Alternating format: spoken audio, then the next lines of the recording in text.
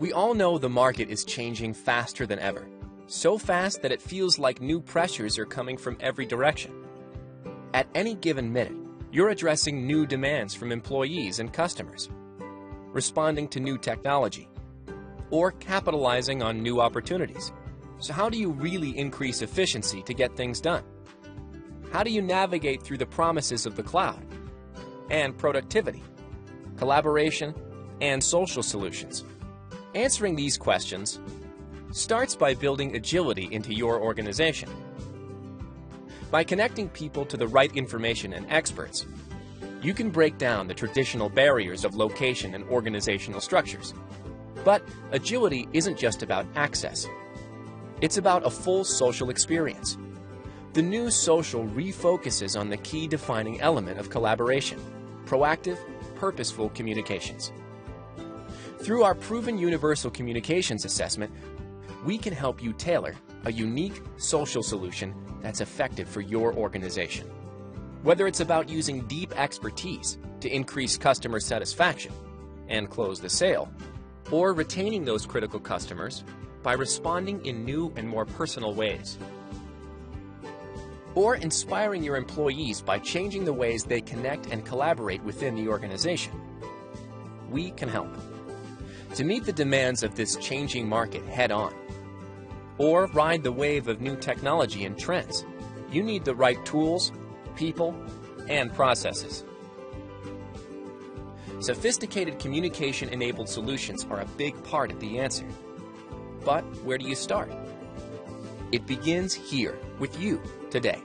Take the next step and contact your Microsoft representative to request a universal communications assessment.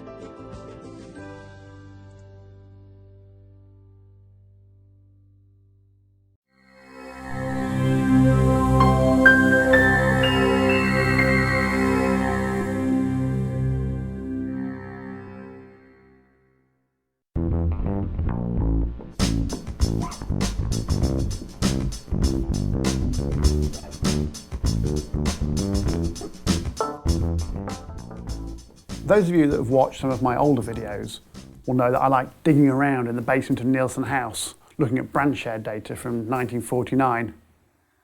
And if you've watched the others, you'll know that the top 3 breakfast cereal brands of 60 years ago are still household names today. You'll also know that the best-selling shampoo brands of 1949 had all but disappeared by 1979.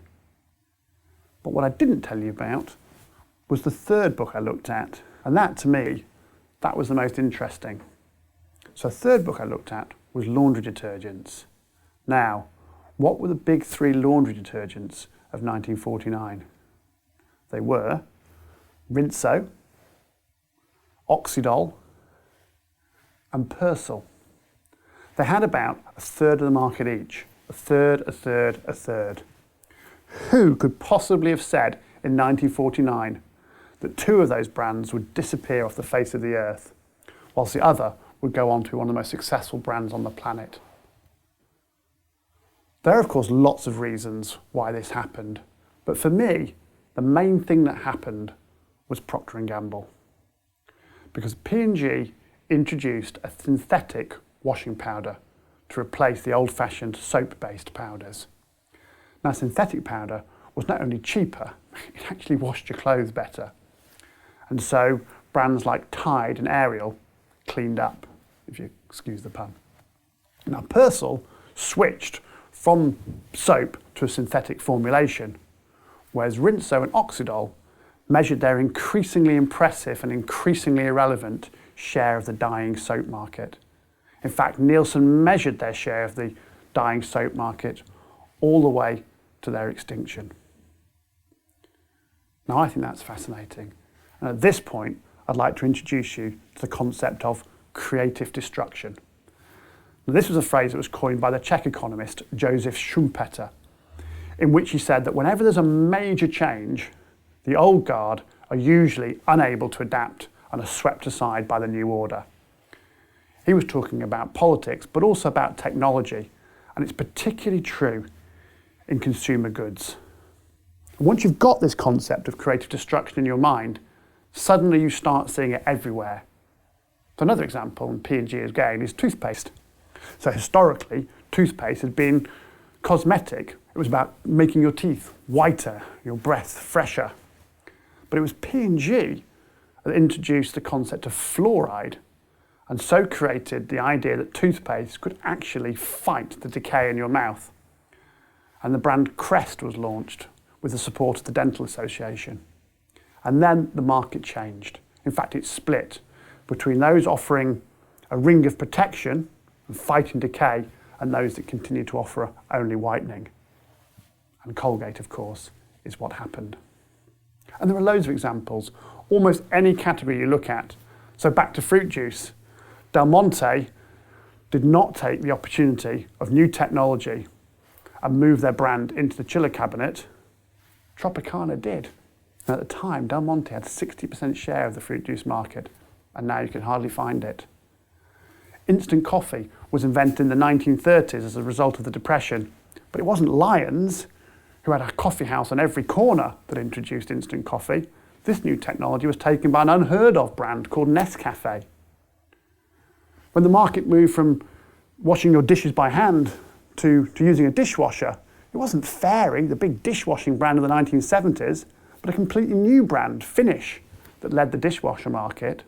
Fairy are fighting back now, but it's a long time after the fact and after Finish had taken the market. And why is it Listerine and not Colgate that cornered the mouthwash market? Why is it Carex and Radox and not Lifebuoy and Lux and Imperial Leather that won the day in liquid soap? Of course, in every case, the circumstances are important and the branding is important.